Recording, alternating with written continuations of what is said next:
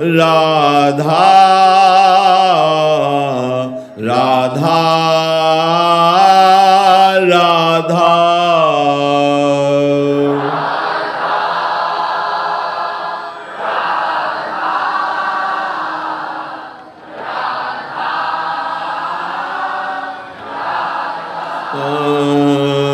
राधा राधा राधा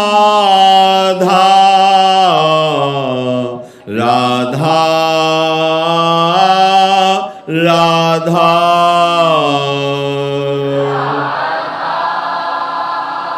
राधा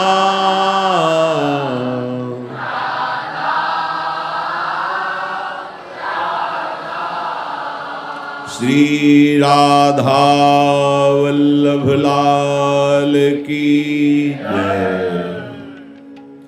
परम सच्चिदानंद घन आनंद समुद्र प्रेम समुद्र ज्ञान वैराग्य भक्ति ऐश्वर्य अनंत शक्तियों के स्वामी प्रभु श्री कृष्णचंद्र जी अर्जुन जी को निमित्त बनाकर ऐसे अमृतमय वचनों का उपदेश करते हैं जो श्रद्धा विश्वास पूर्वक श्रवण करे, मनन करे और आचरण में उतारे।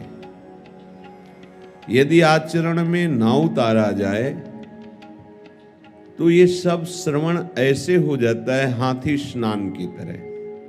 जैसे हाथी स्नान किया, बाहर निकला, सूंड से धूल भरी और फिर अपने ऊपर डाल लिया। ऐसे ही हम परम पावन भगवद वाणी का श्रवण किया और फिर मन मानी आचरण रूप धूल पुनः डाल ली, विशेष लाभ नहीं हुआ। इसलिए उपासक को मनन करना आवश्यक है। मनन का बहुत बड़ा फल है। मनन से ही मन पवित्र होता है, मनन से ही मन निष्काम होता है, मनन से ही हमें अपने लक्ष्य का पूर्ण ज्ञान होता है और मनन से ही हम अपने लक्ष्य को प्राप्त कर पाते हैं। मनन के बिना सब अधूरा हो जाता है। उपासक मनन में कमजोर हो रहा है, श्रवण हो रहा है, गायन हो रहा है, पर मनन राग द्वेषात्मक वृत्तियों से वस्तु व्यक्ति स्थान का हो रहा है। इसीलिए स्वयं परमानंद स्वरूप होते हुए भी वो नाना प्रकार की अशांति को प्राप्त हो रहा है। ये भगवत चिंतन जो निरंतर करने के लिए कहा जाता है, उसका मुख्य कारण है संसार का चिंतन ना होने पावे। बहुत ध्यान से सुनिए। जिन महापुरुषों का संसार राग नष्ट हो गया है, वो बिल्कुल ऐसे ही लौकिक क्रियाएं करते हुए दिखाई देंगे, पर उनकी स्थिति सदैव स्वरूप में, भगवत स्वरूप में होती है।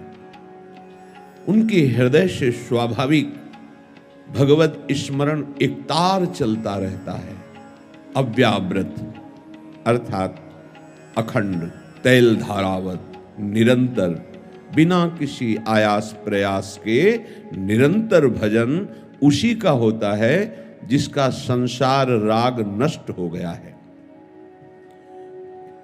ये जो हम मनन गलत करते हैं, सबसे बड़ी घातक वृत्ति ये हमारे भगवत मार्ग की है। क्योंकि मनन बाहर से कोई देख नहीं पा रहा, जिससे हमें कोई समाज का भय नहीं, लोक का भय नहीं कि लोग क्या कहेंगे। पर मनन हमारे बंधन और मोक्ष का कारण है। अगर मनन सांसारिक वस्तु व्यक्ति स्थान का राग द्वेषात्मक होता रहा तो भागवतिक क्रियाएं बाहर से होती रहेंगी, पर अंदर से आप प्रेम रस से सूखे रहेंगे। नहीं, हृदय इतना द्रवित हो जाता है, जरा सा बस वो छलक पड़ा, विकल हो जाता है।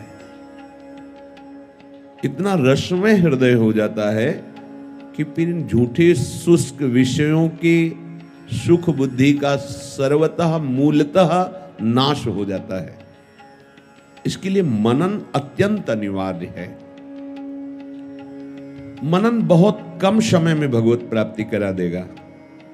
मनन यदि राग द्वेषात्मक संसार का होता रहा तो बहुत लंबा समय खींच सकता है।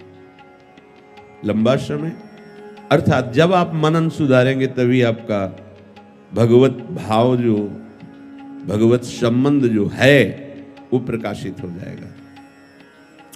गोकर्ण जी ने श्रीमद् भागवत समान भाव से सबको श्रवण कराई।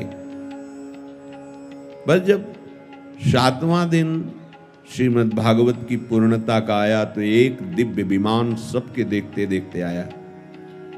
सबको विमान देखने की सामर्थ्य तो हुई पर उसमें बैठने की नहीं, बैठा केवल धुंधुकारी ही, क्योंकि वो अन्य सब चाहे छोड़ करके मुक्त होने की प्रबल लालसा से 7 दिन बिना कुछ खाए पिए वही भगवत चर्चा सुनना और उसी का मनन करना, 7 दिन में उसका कल्याण हो गया।